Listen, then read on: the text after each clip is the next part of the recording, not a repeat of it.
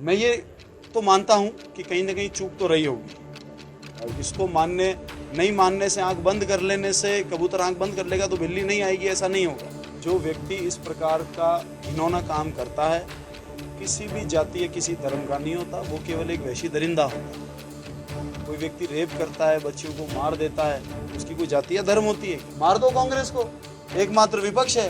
उसके बाद में जब कोई आपके साथ अन्याय करेगा, आपकी आवाज कौन उठाएगा? आपके अधिकारों की रक्षा कौन करेगा?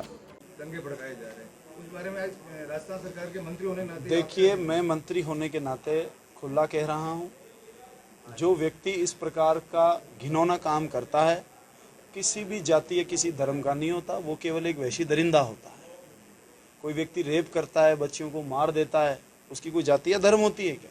कोई रेप करता है, उसके कर्म से उसकी बाकी पूरी जाति को वो गिना जाएगा क्या?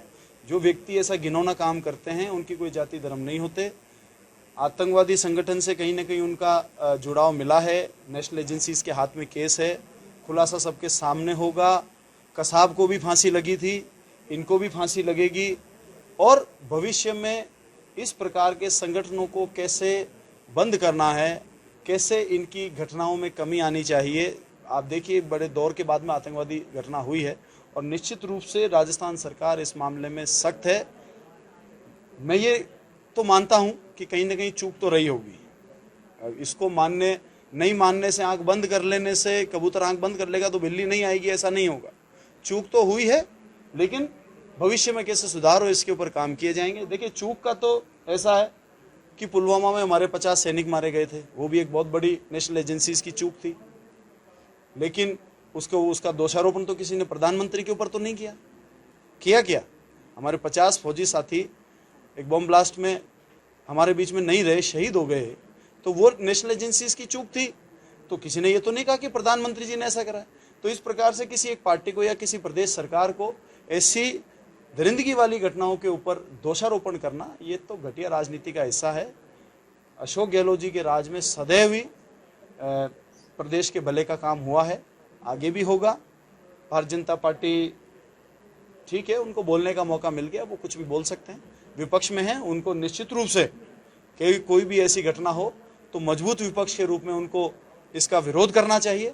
और जब एक अच्छा मजबूत विपक्ष विरोध करता है, तब बेहतर पॉलिसीज और बड़ी सावचेती से काम होता है। तो मतलब उनको क्या गुलाब का फूल दिया, जिन विधायकों को खरीदा, मतलब कुछ तो क्या दिया उनको, या कोई सपना दिखाया क्या? मतलब ऐसा क्या दिया कि उन्होंने अपनी पार्टी छोड़ दी? कोई तो, हमको तो खबरें आ रही है कि 50-50 करोड़ रुपए दिए, ऐसा कुछ। और मुझे लगता है कि ये तो लोकतंत्र के लिए खतरा है कि आप वोट किसी को भी दो, बीजेपी 50-50, 100-100 करोड़ में खरीद लेगी, तो आपको क्या लगता है कांग्रेस का नुकसान है? कांग्रेस का नुकसान नहीं, आपका नुकसान है। आपके वोट की वैल्यू, उन्होंने पैसा लगा दिया। कांग्रेस ने 72 साल देश पर राज किया, कभी भी लोकतंत्र को तोड़ा नहीं, किसी की सरकार को खरीदा नहीं, कोई विधायक को खरीद कर ऐसे सरकारों के तख्ता पलट नहीं किए। जहां पर भारतीय जनता पार्टी की सरकार आ गई तो 5 साल जनता जनार्दन के आदेश को अपने सिर पर रखते हुए काम किया विपक्ष के रूप में। फिर जब राज में आए तो राज में काम किया। यही लोकतंत्र की खूबसूरती है। ऐसे तो इससे नुकसान आपको क्या लग रहा है? कांग्रेस का नुकसान नहीं है, आपका नुकसान है, देश की जनता का नुकसान है कि देश की जनता वोट किसी को भी दे। ये तो वही वाली बात हो गई, मशीन मैनेज है, वोट किसी को भी दे और चला जाए बीजेपी को। तो आज आप किसी को भी, तो ये स्थिति गंभीर पार्टी कांग्रेस के लिए नहीं है, देश की जनता के लिए गंभीर है कि जिस दिन अगर एक ही लोग राज करने लग जाएंगे तो ये तो वापस वही जो रियासत काल था वही आ जाएगा। फिर आपके अधिकारों की रक्षा कौन करेगा? मार दो कांग्रेस को, एकमात्र विपक्ष है।